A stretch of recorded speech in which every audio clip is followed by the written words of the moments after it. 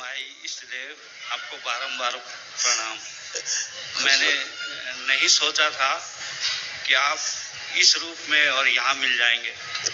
मैंने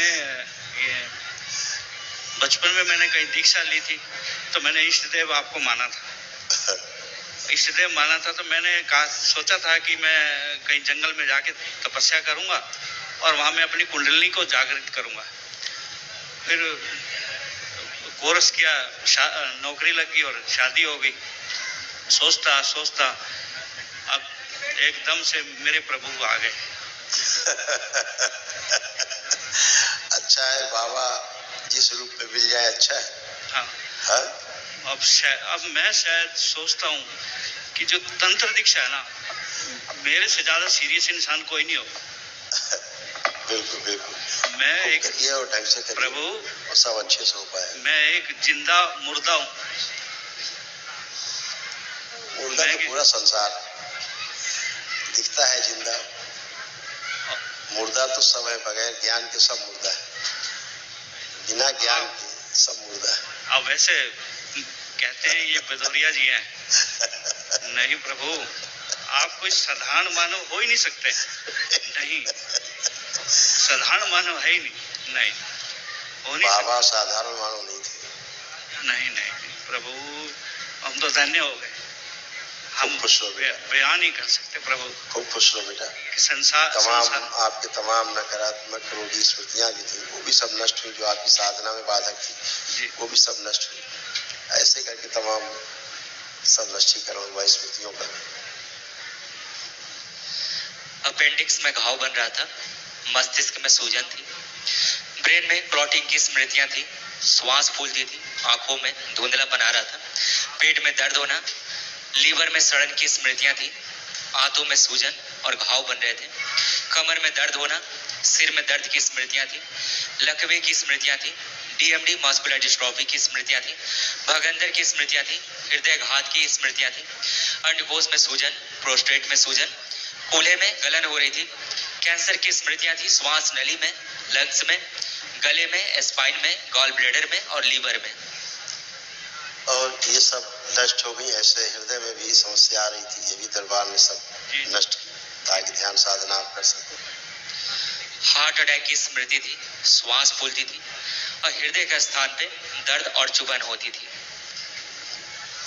ऐसे कल एक महाहवन कर लो दरबार की ओर से निःशुल्क, उसमें 3 लोग रखिएगा, अपने साथ 2 लोग और रखिएगा, ताकि जो असाध्य स्मृतियां वो भी नष्ट हो जाए। ठीक है, कल प्रातः होता है, इसलिए आपको मिलेगी तो कर लीजिएगा। जी प्रभु।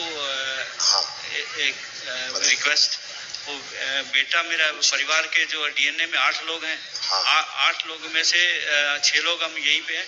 अच्छा।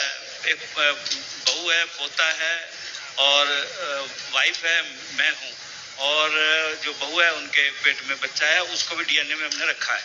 मम्मी पापा गांव में। और प्रभु जो बेटा है उनको डिप्रेशन, और वो बेटा आया है क्या? आया है और नशा करता है। आज से कोई डिप्रेशन नहीं, बुलाइए कहाँ है? ना से कोई डिप्रेशन है ना आज के बाद नशा कर पाएगा।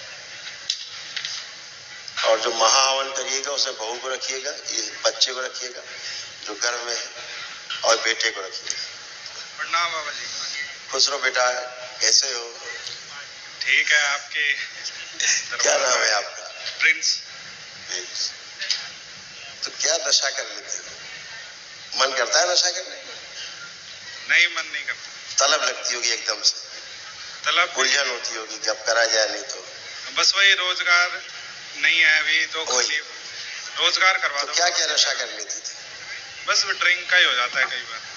अब देखिए, ड्रिंक करने का मन हो रहा है किसी प्रकार से, आंख बंद करके जैसे करते थे करिए, देखो हो रहा है। नहीं, अब आप नशा नहीं कर सकोगे क्योंकि आप नशा करते ही नहीं थे, है ना। व्यापार एक अलग विषय है और नशा करना एक दूसरा विषय। वो व्यसन है, वो व्यापार है, तो उसका तालमेल नहीं, तनाव कारण। तो एक बहाना तो चाहिए नशे का, तो तनाव। अभी आप व्यापार भी अपना अच्छे से कर पाओगे? क्या लगता है आपको, कर पाओगे कि नहीं? बिल्कुल। यही दरबार ने आपको दिया, यहाँ से कॉन्फिडेंस दिया है कि अब अपना काम खूब अच्छे से कर पाओ। और जितनी गंदगी थी सब गई, तो डिप्रेशन था वो सब गया। कोई डिप्रेशन है आपको? लग रहा है कोई डिप्रेशन? नहीं कोई डिप्रेशन, वो सब नष्ट हो गया, कुछ बचता ही नहीं बाबा के दरबार में है। डिप्रेशन, एंजाइटी सब समाप्त हो जाता है, कुछ भी नहीं। और अपना हर काम अच्छे से कर पाओ, ठीक है ना? खुश मस्त। अभी जब आप महावन करिएगा तो महावन के संकल्प में बहू और जो घर में बच्चा है जी वो रहेंगे तो, और ये बेटा रहेगा। ठीक, ये 3 लोग उस महावन के संकल्प को लेकर के महावन कल प्रातः करेंगे। ठीक है, खुश खूब खुश खुश।